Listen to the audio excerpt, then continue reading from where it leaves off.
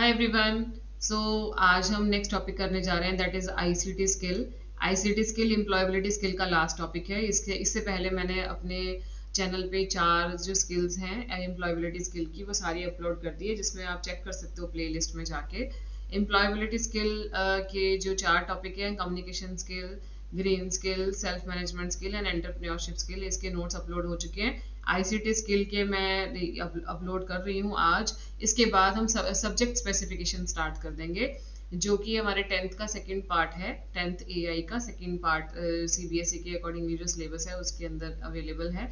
तो अब हम उसको शुरू करेंगे। सो आईसीटी स्किल आज हम समझते हैं। आईसीटी बेसिकली है क्या? वैसे तो आपने 9th क्लास में भी इसको पढ़ा था। आईसीटी स्किल का जो फुल फॉर्म होता है, इंफॉर्मेशन एंड कम्युनिकेशन टेक्नोलॉजी होता है, जिसके अंदर हम मॉडर्न टूल्स को और टेक्नोलॉजी को यूज करके जब अपनी लाइफ को बेटर बनाते हैं, उसको हम आईसीटी कहते हैं। तो आईसीटी के अंदर हम कम्युनिकेशन को बेटर बना रहे हैं बाय सेंडिंग द मैसेजेस, ऐसे लोगों को जो हमसे दूर बैठे हुए हैं, बट उन मैसेजेस को भेजने के लिए हम टेक्नोलॉजी यूज कर रहे हैं। टेक्नोलॉजी में हम इंटरनेट को लेकर आते हैं, और इसके अलावा हमने उसके लिए सेंड करने के लिए लैपटॉप्स, कंप्यूटर्स और हमारे पास जो एडवांस गैजेट्स हैं हम उनको यूज करते हैं, जिससे हम कम्युनिकेशन को बेटर बना पाए, अपने आप को अप टू डेट रख पाए और लेटेस्ट टेक्नोलॉजीज के साथ कनेक्टेड रहें।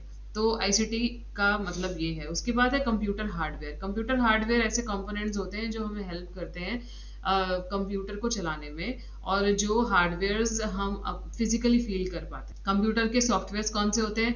ये हमें कंप्यूटर की वर्किंग को स्टार्ट करने में हेल्प करते हैं। ये बेसिकली प्रोग्राम्स होते हैं, सॉफ्टवेयर्स को हम अपने कंप्यूटर के अंदर इंस्टॉल करके उसे यूज करते हैं। सॉफ्टवेयर 3 तरह की कैटेगरी में डिवाइड किए गए हैं: application software, system software and utility software. Application software क्या होते हैं? बेसिकली ऐसे प्रोग्राम्स होते हैं जिनको सिर्फ एक स्पेसिफिक काम करने के लिए बनाया गया है। उसे आप अपने कंप्यूटर में या अपने मोबाइल के अंदर डालेंगे। एप्लीकेशन को ऐप के नाम से भी जाना जाता है, जैसे कि एमएस वर्ड को डॉक्यूमेंट बनाने के लिए, स्प्रेडशीट मतलब एक्सेल को कैलकुलेशन करने के लिए, पावर पॉइंट को प्रेजेंटेशन क्रिएट करने के लिए यूज किया जाता है। तो ये सारे ऐप्स के एग्जाम्पल हैं। कौन से एप्लीकेशन सॉफ्टवेयर हैं ये? यूटिलिटी सॉफ्टवेयर क्या होते हैं? ये ऐसे सॉफ्टवेयर होते हैं जिनको बेसिकली डिजाइन ही किया गया है कि वो हम अपने कंप्यूटर सिस्टम को मैनेज कर पाए, मेंटेन कर पाए, उसको अच्छे से हम उसका ध्यान रख पाए। यूटिलिटी सॉफ्टवेयर की मदद से आप बहुत सारे एप्लीकेशंस जो अपने कंप्यूटर के अंदर डालते हो, उनको सिक्योरिटी प्रोवाइड करते हो, कंप्यूटर की परफॉर्मेंस को अच्छा बनाते हो, अपने कंप्यूटर की फंक्शनैलिटी के ऊपर ध्यान देते हो with the help of utility software. System software क्या करता है? वो कंप्यूटर के हार्डवेयर को एक्टिवेट करने में मदद करता है कि कंप्यूटर का हार्डवेयर अच्छे से काम कर रहा है या नहीं कर रहा है। जितने भी सॉफ्टवेयर आपने अपने कंप्यूटर में डाल रहे हैं वो अच्छे से मेमोरी में स्टोर्ड है या नहीं है, प्रोसेसर डिवाइसेस सब अच्छे से काम कर रहे हैं या नहीं कर रहे हैं। सारी चीज़ों का ध्यान रखने के लिए सिस्टम सॉफ्टवेयर जो है हमारी हेल्प करते हैं। सिस्टम सॉफ्टवेयर के अंदर सबसे बड़ी एग्जांपल होती है कंप्यूटर के ऑपरेटिंग सिस्टम की, जो कंप्यूटर के हर चीज़ का ध्यान रखता है। ऑपरेटिंग सिस्टम क्या होता है? ऑपरेटिंग सिस्टम बेसिकली एक लेयर होता है जिसके अंदर कंप्यूटर और यूजर आपस में कम्युनिकेट कर पाते हैं। ये एक इंपॉर्टेंट पार्ट होता है जिसके बिना हमारा कंप्यूटर चल नहीं सकता। कंप्यूटर की मेमोरी मैनेज नहीं हो सकती, कंप्यूटर के सॉफ्टवेयर और हार्डवेयर आपस में कम्युनिकेट नहीं कर पाएंगे। तो प्रॉपर वर्किंग के लिए ऑपरेटिंग सिस्टम चाहिए ही चाहिए, जैसे कि MS DOS, MS Windows, Unix, Linux, ये सारे ऑपरेटिंग सिस्टम होते हैं। मोबाइल के अंदर एंड्रॉयड होता है, मैक जो होता है वो एप्पल के प्रोडक्ट्स के अंदर होता है। तो ये ऑपरेटिंग सिस्टम है, इनके बिना हमारा कभी भी कोई भी डिवाइस चल नहीं सकता। ऑपरेटिंग सिस्टम के मेन फंक्शंस कौन से हैं? ये पेपर में 2 मार्क्स का क्वेश्चन आ जाता है, ऑपरेटिंग सिस्टम बताओ और ऑपरेटिंग सिस्टम के फंक्शंस बताओ। ऑपरेटिंग सिस्टम के फंक्शन क्या है? ये इंटरफेस क्रिएट करता है। इंटरफेस का मतलब है कि ये दोनों के बीच में इंटरेक्शन करता है। यूजर मतलब मैं, मशीन मतलब मेरा कंप्यूटर, हम दोनों आपस में बातचीत कर पाते हैं बिकॉज ऑफ ऑपरेटिंग सिस्टम, क्योंकि ऑपरेटिंग सिस्टम हमारी बात को कंप्यूटर को समझाता है और कंप्यूटर की बात हमें समझाता है। तो इस तरह से इंटरफेस क्रिएट होता है। इसके अलावा डिवाइस मैनेजर का भी काम करता है। डिवाइस मैनेजर का मतलब होता है कि जितने भी डिवाइस, जितने भी चीजें कंप्यूटर के साथ अटैच है, जैसे कि वेब कैम हो गया, माउस हो गया, कीबोर्ड हो गया, ये सब चीजें अच्छे से वर्क कर रही है या नहीं कर रही है, ये भी ऑपरेटिंग सिस्टम चेक करता है। इसके अलावा जितने भी सॉफ्टवेयर आप अपने कंप्यूटर में डालते हैं उसको भी मैनेज वही करता है। कंप्यूटर की मेमोरी फ्री है, भर तो नहीं गई है, उसमें नजर रखना, सारी चीजों को मेमोरी में अच्छे से स्टोर करना, ये भी ऑपरेटिंग सिस्टम करता है। इसके अलावा वो एक हायरार्किकल स्ट्रक्चर बनाता है। हायरार्किकल स्ट्रक्चर का मतलब होता है जब आप एक फोल्डर बनाते हो, उस फोल्डर के अंदर एक और फोल्डर बनाते हो, उस फोल्डर के अंदर अपनी फाइल स्टोर कराते हो, तो वो हायरार्की होती है। मतलब आपने एक फोल्डर बनाया, उस फोल्डर के अंदर आपने एक और फोल्डर बनाया, उस फोल्डर के अंदर आपने 3 फाइल्स बनाई, तो 3 फाइल्स बनाई तो ये ट्री स्ट्रक्चर बन गया। इसको हम हायरार्की बोलते हैं, जिसको स्मूथली हैंडल कौन करता है? ऑपरेटिंग सिस्टम हैंडल करता है। अगर आप अपने कंप्यूटर में पासवर्ड या यूजर नेम पासवर्ड लॉगिन और पासवर्ड क्रिएट करना चाहते हो सिक्योरिटी प्रोवाइड करने के लिए, ताकि आपके कंप्यूटर को आपके अलावा कोई और खोल ना पाए, तो उसको भी क्रिएट करने में ऑपरेटिंग सिस्टम आपकी हेल्प करे। नेक्स्ट है ऑपरेटिंग सिस्टम कितनी तरह के होते हैं। ये इंपॉर्टेंट है, बहुत एमसीक्यू के बहुत क्वेश्चन आते हैं और एग्जाम में भी 1 मार्क के क्वेश्चन अलग अलग तरह से आ सकते हैं। तो ऑपरेटिंग सिस्टम कितनी तरह के होते हैं। सबसे पहला होता है real time operating system. Real time operating system का मतलब होता है कि जो अभी करंटली हो रहा है उस वर्किंग को कंट्रोल करने के लिए हम जिस ऑपरेटिंग सिस्टम को यूज करेंगे। जैसे कि आपने एक रोबोट बनाया, वो रोबोट करंटली क्या काम कर रहा है और रोबोट की एक्टिविटी पे नजर रखनी है। कोई भी चीज जो करंटली काम कर रही है, जैसे वेब कैम्स होते हैं, जैसे कि आपकी एप्पल वॉच होती है, तो ये सारे के सारे करंटली वर्क कर रहे हैं, जो कि इंटरनेट की मदद से भी चल रहे हैं, और उनकी वर्किंग पे ध्यान भी देना है और उनकी वर्किंग को प्रोसेस भी करना है, मैनेज भी करना है। तो ऐसी चीजें जो इंटरनेट की मदद से चलती है और करंट सारी डेटा को कलेक्ट करना शुरू कर देती हैं, उसकी हेल्प, उस तरह के डिवाइसेस को चलाने में ऑपरेटिंग सिस्टम जो काम करेगा वो रियल टाइम ऑपरेटिंग सिस्टम आपकी हेल्प करेगा। डिस्ट्रीब्यूटिव ऑपरेटिंग सिस्टम ये क्या करता है, जब आपने एक नेटवर्क बनाया, उस नेटवर्क में बहुत सारे कंप्यूटर्स डाले हैं, उस कंप्यूटर के अंदर आपने हर कंप्यूटर के अंदर आपको विंडोज इंस्टॉल करनी है। आप चाहते हो कि मैं विंडोज को इंस्टॉल ना करूं, मैं जो है वो सर्वर पे डाल दूं और फिर शेयरिंग पे डाल दूं विंडोज को। मेरे को हर सिस्टम पे जाके अलग अलग विंडोज नहीं डालनी, मैं सर्वर पे डाल देता हूँ विंडो और मैं उसके बाद शेयरिंग कर देते हैं, पूरे नेटवर्क पे चल जाएगा आराम से। तो ऐसे ऑपरेटिंग सिस्टम जो डिस्ट्रीब्यूट हो जाते हैं, जो पूरे नेटवर्क में डिस्ट्रीब्यूट हो जाए, उनको डिस्ट्रीब्यूटिंग ऑपरेटिंग सिस्टम कहते हैं। जैसे कि विंडोज, यूनिक्स और लाइनक्स, इन तीनों में क्वालिटी होती है डिस्ट्रीब्यूटिंग करने की। नेक्स्ट है single user single task operating system. ऐसा ऑपरेटिंग सिस्टम जो डिस्ट्रीब्यूट नहीं हो सकता, जो एक कंप्यूटर पे चलेगा और एक एक सिंगल काम एक टाइम पर करेगा। वो कौन सा है? MS DOS. शुरुआत में एमएस डॉस ही आया था। एमएस डॉस ही एक ऐसा ऑपरेटिंग सिस्टम है जिसकी मदद से विंडोज भी इंस्टॉल होती है। तो ऑपरेटिंग सिस्टम एमएस डॉस ऐसा ऑपरेटिंग सिस्टम है जो एक टाइम पे एक ही काम कर पाता है और आप उसके बहुत सारे यूजर नेम भी क्रिएट नहीं कर पाओगे, वो अकेला ही काम करेगा। ठीक है, जैसे एक फैमिली में एक ही सिस्टम है, बट उसमें 4 यूजर नेम क्रिएट करना चाहते हैं, 4 फैमिली मेंबर है तो चारों अपना अलग अलग यूजर नेम क्रिएट करना चाहते हैं। एमएस डॉस में आप नहीं कर पाओगे, विंडोज में आप कर पाओगे। तो नेक्स्ट हमारे पास है single user multitask operating system. Single user का मतलब है कि आपके कंप्यूटर में एक ही बंदा एक टाइम पे काम कर पाएगा, वो उसका एक ही सिंगल यूजर नेम और पासवर्ड क्रिएट हो पाएगा। 4 यूजर नेम पासवर्ड क्रिएट नहीं आप कर पाओगे, और बहुत सारे काम आप एक टाइम पे कर सकते हो। जैसे कि आपने म्यूजिक सुन लिया, यूट्यूब चला लिया, आप एमएस वर्ड पे भी काम कर रहे हो, बहुत सारे काम एक ही साथ में अपने कंप्यूटर पे कर रहे हो। वो हमारा मल्टीटास्क ऑपरेटिंग सिस्टम होता है, जिसके अंदर हमारे विंडोज आ जाता है और उसके बाद हमारे पास मैक आ जाता है। मैक के अंदर आप मल्टीपल यूजर्स नहीं क्रिएट कर सकते बिकॉज ऑफ सिक्योरिटी पर्पस। तो इसके अंदर आप सिंगल यूजर ही काम कर पाओगे, मतलब एक ही लॉगिन क्रिएट होगा और एक ही पासवर्ड उसका होगा, आप मल्टीपल यूजर नेम नहीं क्रिएट कर पाओगे। मल्टी यूजर ऑपरेटिंग सिस्टम, इसके अंदर आप मल्टीपल यूजर नेम क्रिएट कर सकते हो, मतलब एक ही कंप्यूटर में 4 यूजर नेम पासवर्ड क्रिएट हो सकते हैं हर मेंबर के लिए अलग अलग। तो ऐसा ऑपरेटिंग सिस्टम एक ही सिस्टम पे बहुत सारे मल्टीपल यूजर्स क्रिएट कर देता है और उनको मैनेज भी करता है बहुत आराम से। इसमें लाइनक्स, यूनिक्स और विंडोज इसके एग्जाम्पल में आ जाते हैं। नेक्स्ट इज इंटरैक्टिव या फिर ग्राफिकल यूजर इंटरफेस, जिसको जीयूआई कहते हैं। ऐसा ऑपरेटिंग सिस्टम जो आपको ऐसा एनवायरनमेंट देता है जिसमें आपको कम से कम कीबोर्ड का यूज करना, आप माउस का यूज कर सकते हो, कलरफुल आपके पास बटन्स होंगे, आइकन्स होंगे, आप उन पे क्लिक करोगे और आप अपना काम करवा लोगे। इस तरह के इंटरफेस को ग्राफिकल इंटरफेस कहते हैं। जैसे कि आपको विंडोज में दिखता है, जब आप विंडोज स्टार्ट करते हो तो डेस्कटॉप पे आपको बहुत सारे आइकन्स नजर आते हैं, बटन्स नजर आते हैं, तो उसमें आपको टेक्स्ट पे इतना डिपेंडेंट नहीं होना पड़ता, आप क्लिक करके अपना काम करवा लेते हो। तो इसमें विंडोज और मैक दोनों ही एग्जाम्पल आएगा। Next is Windows 11 operating system.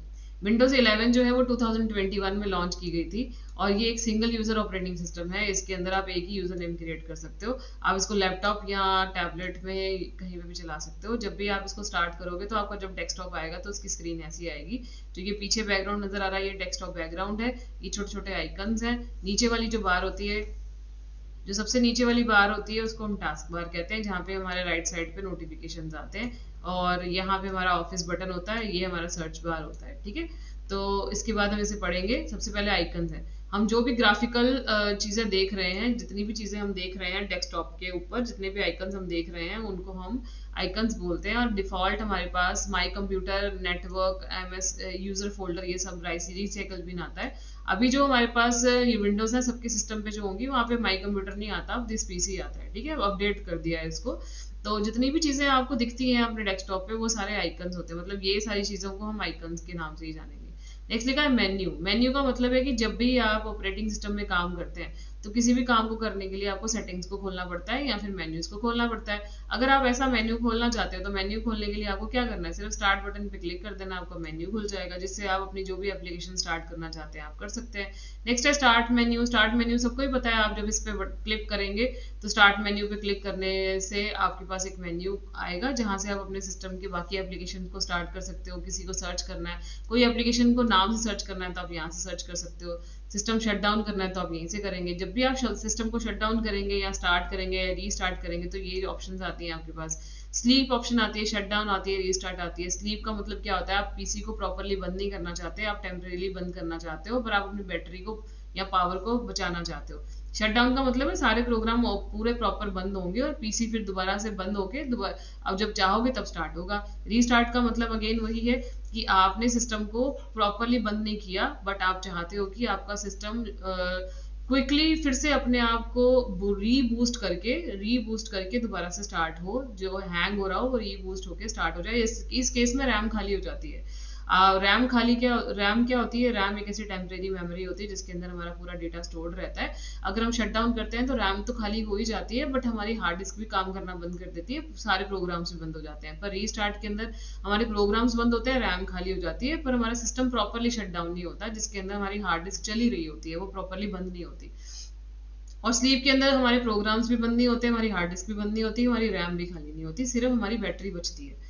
ठीक है, उसके बाद हमारे पास है टास्क बार। टास्क बार जो सबसे लास्ट वाली बार होती है, थिन बार होती है, ये टास्क बार होती है, जिसके राइट साइड पे बहुत सारे बटन आते हैं जहाँ पे हमारा इंटरनेट चल रहा होता है, हमारा वॉइस, हमारे फोन, हमारी बैटरी, डेट एंड टाइम, ये सब चीजें यहीं आती है।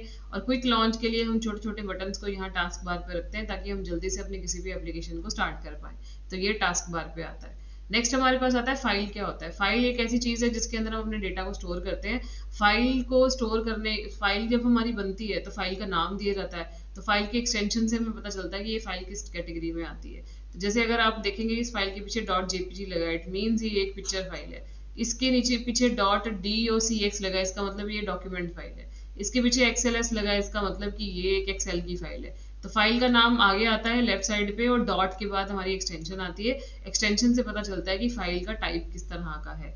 ठीक है, एक्सटेंशन जो होती है वो डॉट के बाद में आती है, राइट साइड पे हम लिखते हैं। नेक्स्ट आता है फोल्डर। फोल्डर क्या होता है? ये जो येलो कलर के आपको दिख रहे हैं ना, ये सारे फोल्डर्स हैं। फोल्डर के अंदर पावर होती है, वो अपने अंदर सब फोल्डर्स भी रख सकता है, अपने अंदर बहुत सारी फाइल्स को भी स्टोर कर सकता है। तो बेसिकली फोल्डर क्या है, मेमोरी में कोई भी स्पेस ऑक्यूपाई नहीं करते हैं, बट ये आपके डेटा को ऑर्गेनाइज करने में आपकी हेल्प करते हैं। ठीक है, नेक्स्ट हमारे पास है कौन से ऐसे फोल्डर्स हैं जो हमें दिखते हैं। दिस पीसी हमें हमेशा दिखता है क्योंकि दिस पीसी के अंदर सारे कंप्यूटर की जितनी भी ड्राइव्स है उसको चेक कर पाते हैं। अगर बाय चांस आपका दिस पीसी नहीं नजर आ रहा है तो आपको क्या करना है, आपको अपने डेस्कटॉप पे राइट क्लिक करना है और पर्सनलाइज पे जाना है। पर्सनलाइज पे जाके आपको थीम सेक्शन को सिलेक्ट करना है।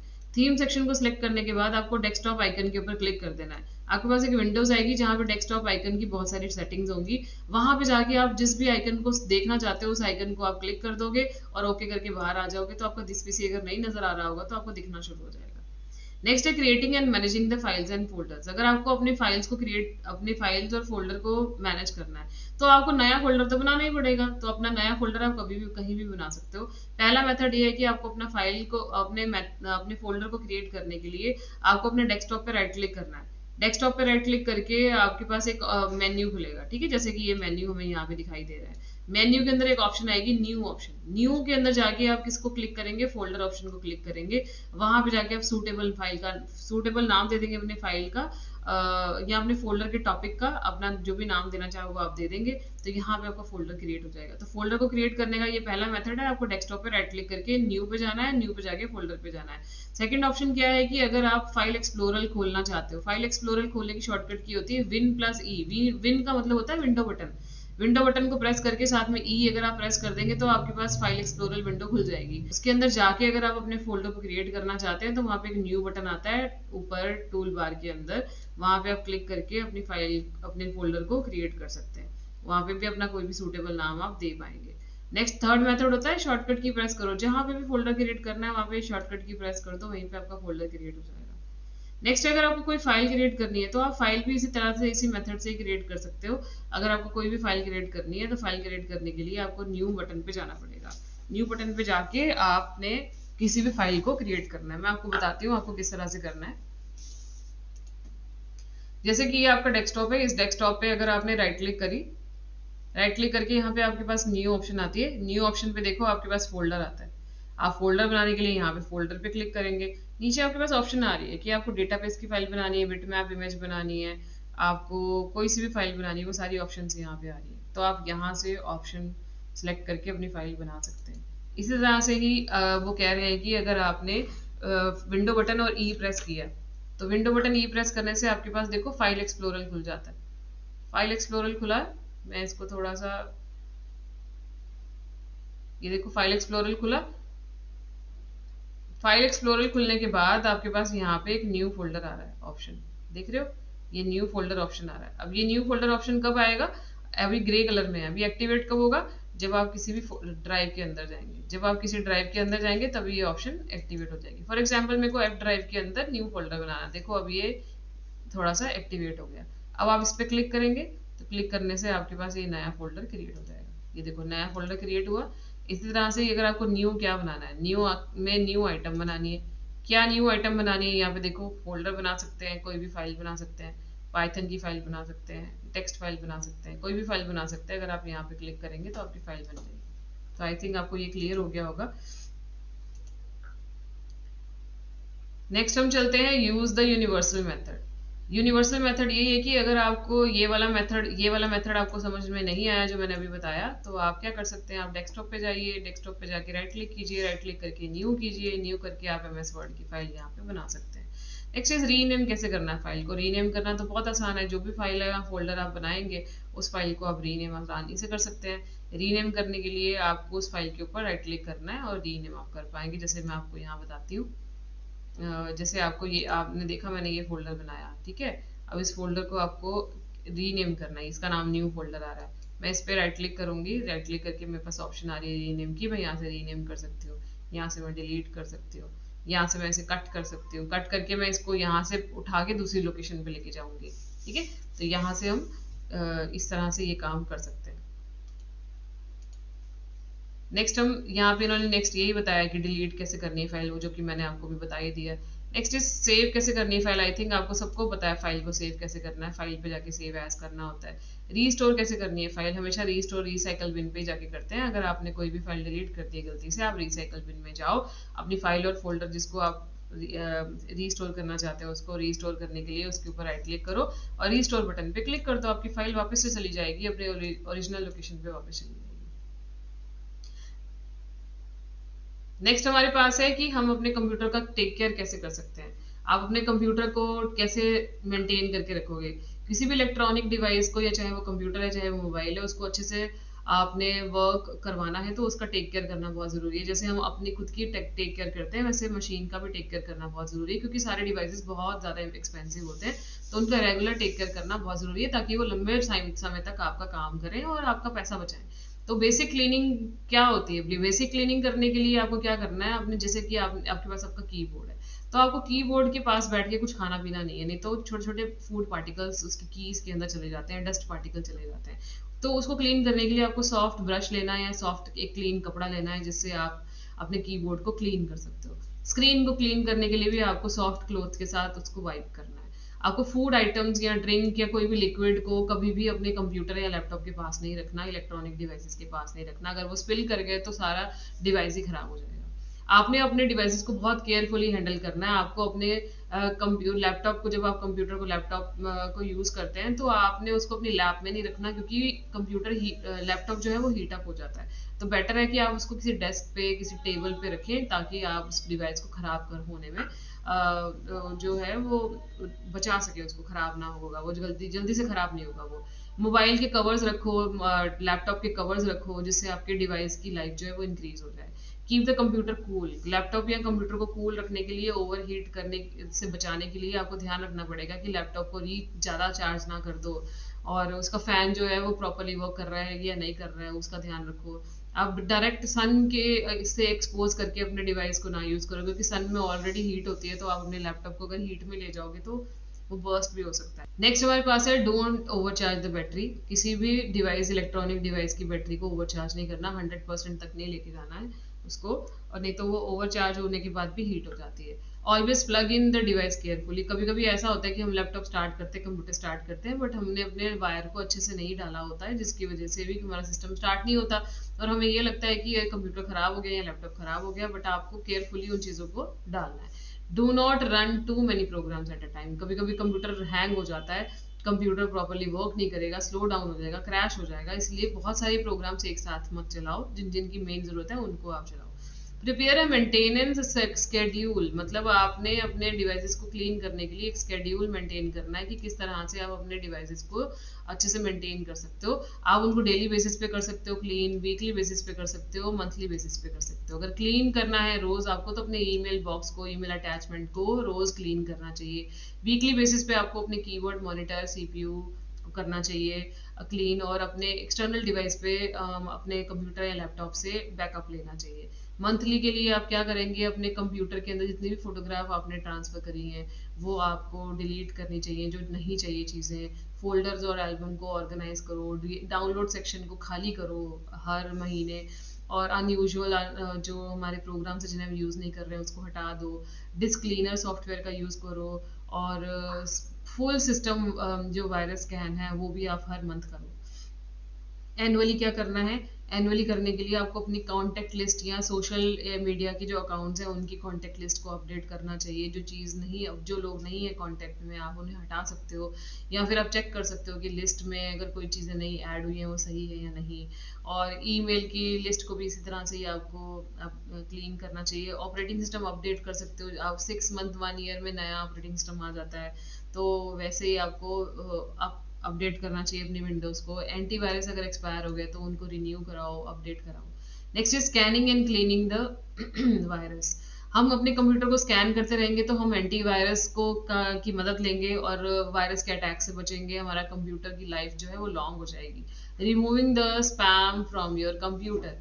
कभी कभी ऐसा होता है कि बहुत सारी अनवांटेड मेल्स हमारे कंप्यूटर में आ जाती हैं, हमारे ईमेल बॉक्स भर जाता है।